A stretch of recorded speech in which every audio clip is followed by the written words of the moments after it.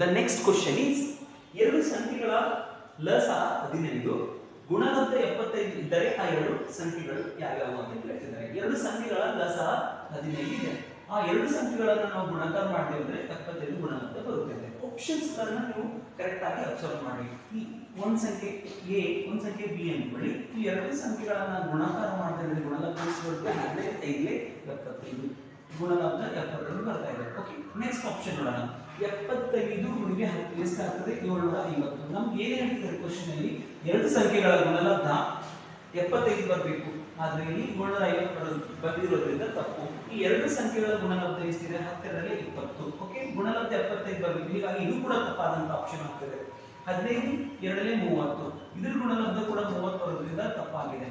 ಸರಿಯಾದಂತ ಉತ್ತರ 15 ಮತ್ತು 75. 15 ಮತ್ತು 75.